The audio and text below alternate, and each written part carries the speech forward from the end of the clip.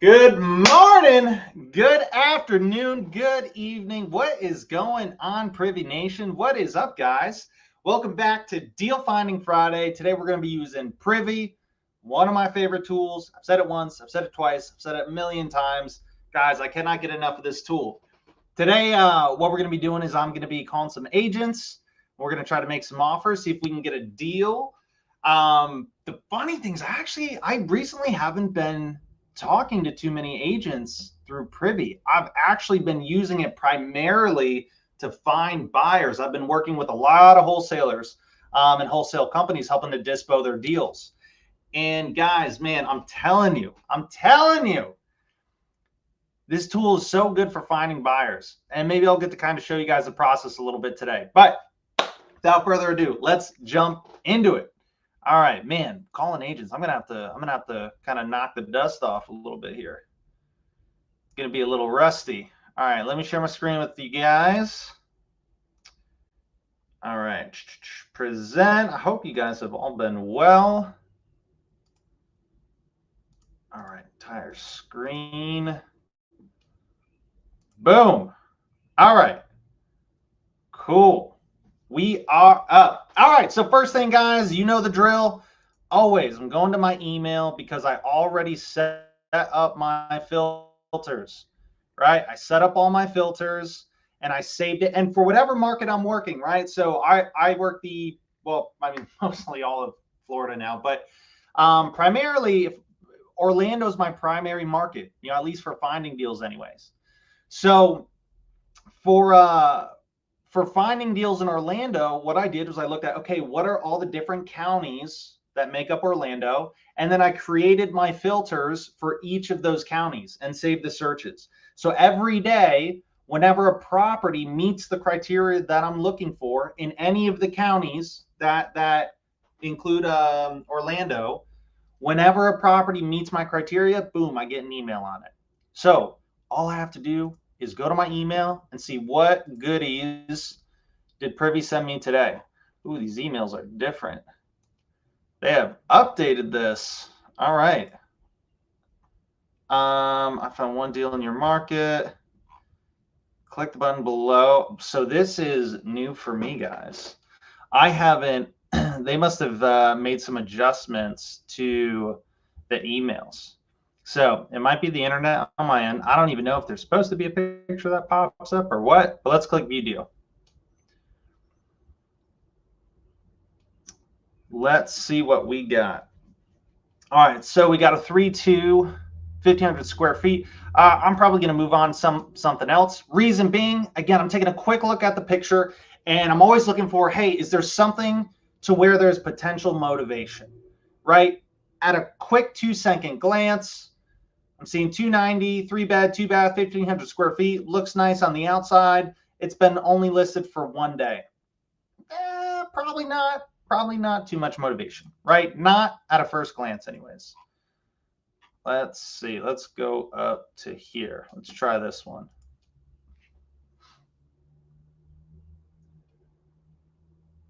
All right, 374. It's a 4-3, list for 23 days. Not a big fan of that one. View 2 deals. Let's look at these. Now, again, I don't know. It might just be, I don't know if it's not loading in my email, but the way it used to previously be, you could see the pictures of the properties kind of right here in your email. And so that's how I would kind of skim through it, is I would just look at the pictures, look at the price and see, hey, do any of these look like there's motivation? All right, let's take a look at this one. So listed 15 days, looks pretty decent. 3-bed, 1.5. So what I'm doing is I'm taking a quick peek at the pictures, right? Is there any signs of distress or motivation, right? Is there any value that we can add to this property? It doesn't look like it too much from these pictures, right? And then I take a quick peek at the details, right? Because things that I'm looking for are any words that jump out, like investor special, cash buyers only, needs blank work done, right? Any indicators that I'm the person that they're looking for. So I'm not seeing anything on this property. The other thing sometimes I'll do is I'll take a real quick peek at comps. I'll go to settings, I'll select all and hit save. And what I'm doing is I'm just taking a quick peek, right? If this thing's listed for 260 and everything around it is selling at like 400 plus thousand, then I might say, whoa, wait, hold on a minute, there might be something here. But at a quick glance, my guess is it's probably going to be like these, right? Selling around the 255, 228. This range, yeah. Yeah, so let's see what else we can dig up. Let's go. There was that pink house. I don't think this is going to be ours, but we'll take a peek at it. Okay, yeah, it's in pretty good shape. 2 bed, 1 bath. Again, one of the big things, it's really not so much price that I care too much about, even with the other property we're just looking at. What I'm really looking at is condition and days on market. Those are the 2 biggest indicators, because this thing's only been listed for 1 day. Even if they're looking for, even if they do want a cash offer, even if they are willing to discount it, on day 1, if it's listed with an agent, when you come to the table, a lot of times it's pretty rare for them to be able to significantly change their price if it's only been listed for 1 day, even if you can offer cash. What I've found is the properties, when they've been listed for 30, 45, 60 plus days, that's when you're able to call the agent, and that's when you see that drop of $50,000, $100,000 from list price happen. All right, let's see what we got here. Will these all pop up? Let's see. All right, so I got to click each one of these. I feel like there's got to be an easier way, but okay. So it's a 3-1, 91,000, listed 102 days ago. How about that?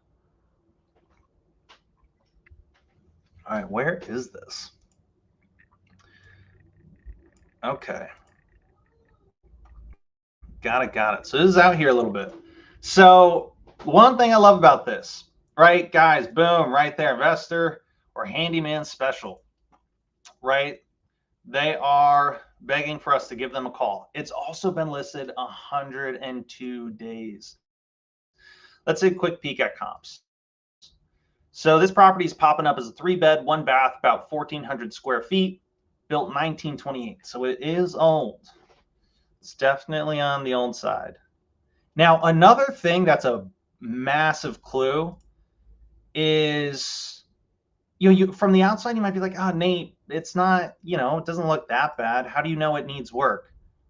There's only 2 pictures, and it's of the outside of the property.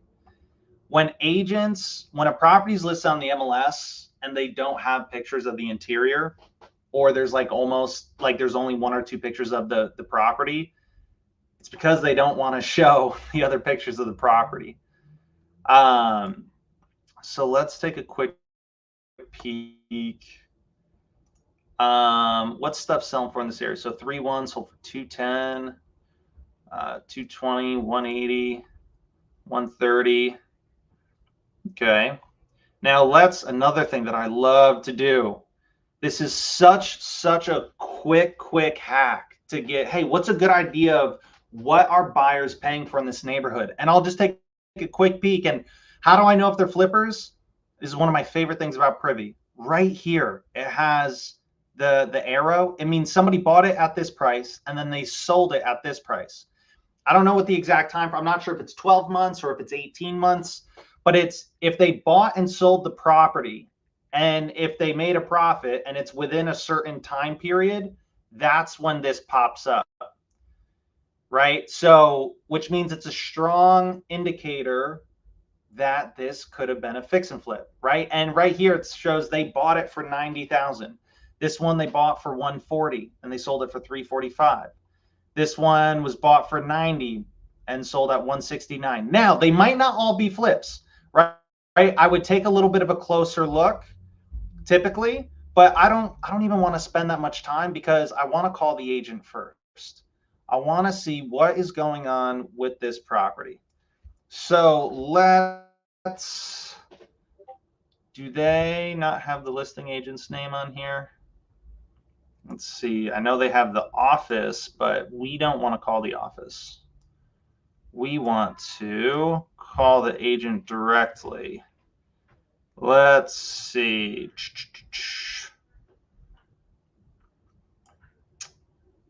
All right, so let's do this.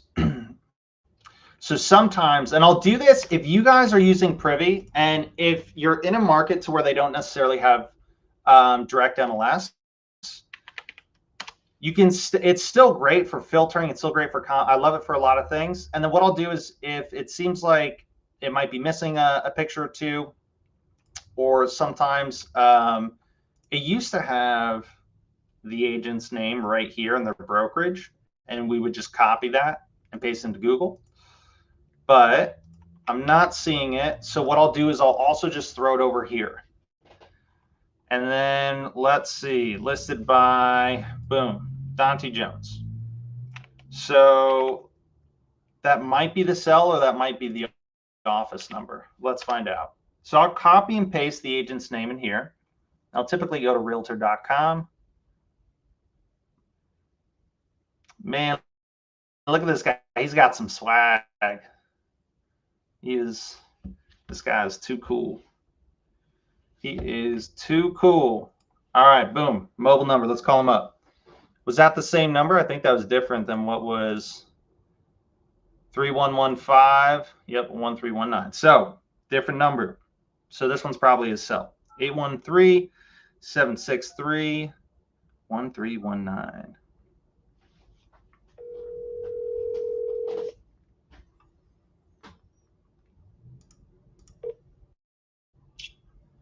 Hey, Dante. Hey, Dante, it's Nathan. How you doing? Good. How you doing, man? I'm doing good, man. Your Friday's going good so far? It's going. It's all right, though. For Fridays, it's good. Yeah, I hear you, man. Well, hopefully I'll be able to make it a little better for you. I was actually calling about a listing I saw here of yours on West Ball Street. Yeah. Yeah, I was looking at it as a potential investment opportunity, and I was wondering if you could tell me just a little bit about it and anything in particular that you think might be important for someone like me to know. It's a piece of crap, so it's going to probably be a complete teardown. No, I'm not sugarcoating this. I appreciate it. It's yeah. I mean, there's like water damage inside, and I'll send you some pictures here in a few. The lot it's a good location. I mean, if somebody was going to tear down and build, it'd be great for that. There's other houses that are around there that comp for over what this one's going to be worth. I mean, in the low to mid threes. So, I mean, it's a good little area. It is a short sale. Okay. And we had an appraisal done on it in September. It's listed at the appraised value, but I know that they would take no less than $91,200. Okay, that's very specific. Exactly. It's like, man, they need that. They need those $200 for dinner on Friday. Oh, I'm telling you, yeah, it's down to the exactly. So that's the long and short of it. So, and again, I think they're available to close. They're ready to close, quickly on this. So, I don't think once a person puts in an accepted offer, you'll probably, get this thing closed up in about 10 days or less. Okay. Got it. And you said you've got some additional pictures? Yes, I do. Yeah, I have some additional pictures. I'll send those to you and as soon as we get off the phone. Okay. And so I know you'd mentioned there's water damage on the inside. Is there anything else? I mean, I know it obviously sounds like it needs a lot of work. Anything else you can tell me about, like, the condition, like, as far as, I don't know if you happen to know age of the roof or, if the foundation's good, anything the roof, like that. They tried to, they were going to, when the owner was alive, they were going to try to repair the roof. A couple of roofing companies got out there and would not even attempt to get on the roof. It's so bad. Wow. So it's got another 5 years on it. Exactly. That's all right. Throw a tarp on it. It'll be fine. Got it. Yeah. Okay, so yeah, roofs You'll needed be able to check. see too with the pictures. I have pictures of the outside of the roof. You can kind of see where it's like caving in. You know what I mean? Okay. So yeah. Is got it. And then is there any foundation issues? Not that I'm aware of, but it is a wood floor, and the house is 100 years old. So Got it. Okay. Okay, I'll tell you what. Yeah, the pictures will probably be most helpful. And then anything with, I mean, electrical, plumbing, or just everything, 100-year old. Yeah, the electricity's on. I think probably the most valuable thing about the house is the air conditioner, which I believe is about 5 years old. Hey, we got something. All right, we got one win going for it. Awesome. Okay. All right. Yeah. If you're able to send me pictures, that'll be really helpful. Because I'll be able to get a really good idea just from that. And then, because the number one thing is I don't want to waste your time. So and I know 91,200 is the price to be at the very least. So if I think I'm right in that ballpark, or if I think even another one of my guys can get to that number, what we'll do is I'll probably see if we can walk it at some point. Okay. But I won't do that until after I take a look at the pictures and get a better idea. Just because if I don't think I can get close to it, I don't want to waste your time. Yeah, exactly. That's not a problem. Yeah, that's fair. That's why I kept the pictures in my pocket, and I'm going to send them to you. That way, you can make an informed decision based on what you're seeing. Perfect. And then kind of a long shot, but if this one doesn't work out, do you happen to have any other properties, either currently listed or off market or anything coming down the pipeline that I'm working on something off market? I got to get another one of this guy's properties closed next week. Mm-hmm. He's a one step at a time type of person. Yeah. So I'm going to get that property closed. There is a house in Plant City.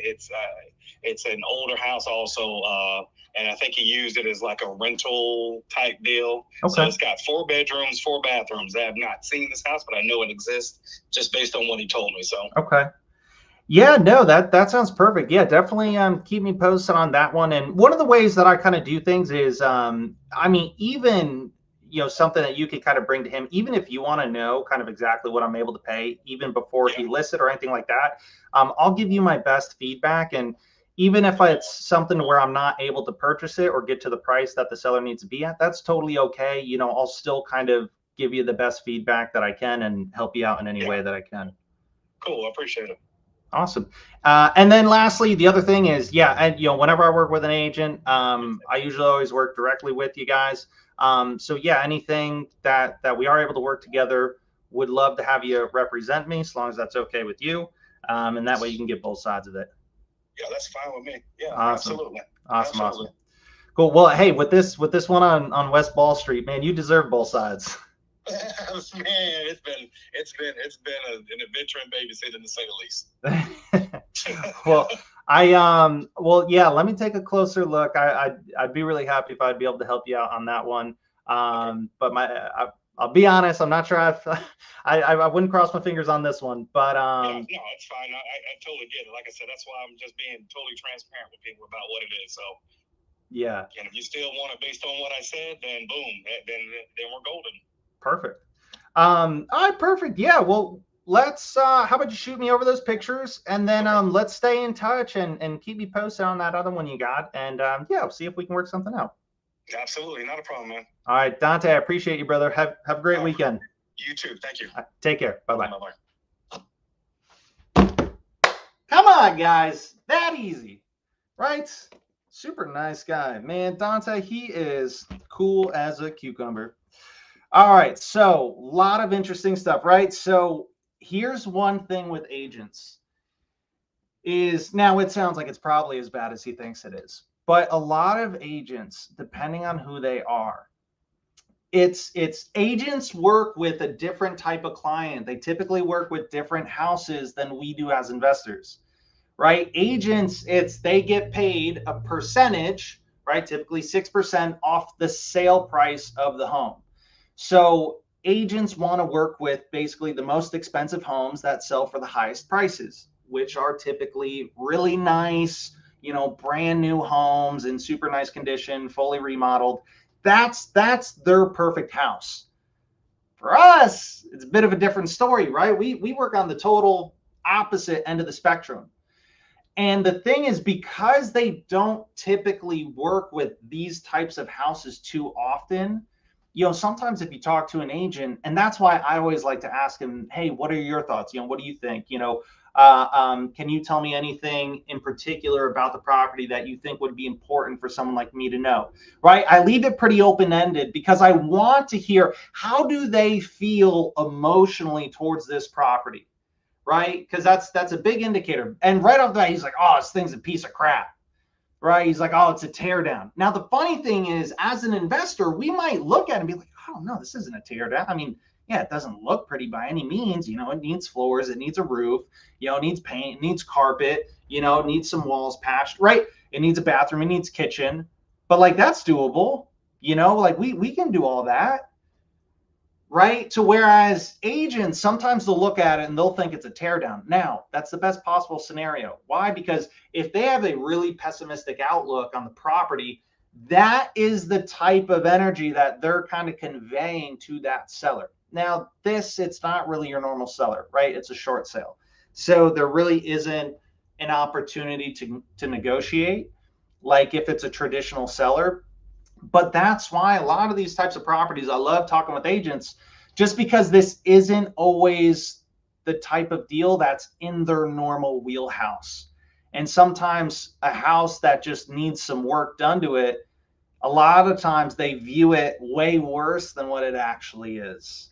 And then that allows you to get a really good deal. And you're not the bad guy. That's one of the best parts about negotiating through an agent, because the seller trusts the agent, right? If it's me talking directly to a seller and I'm like, man, it needs this, it's got this wrong with it. I mean, that's going to cost me at least 80 grand to do that project.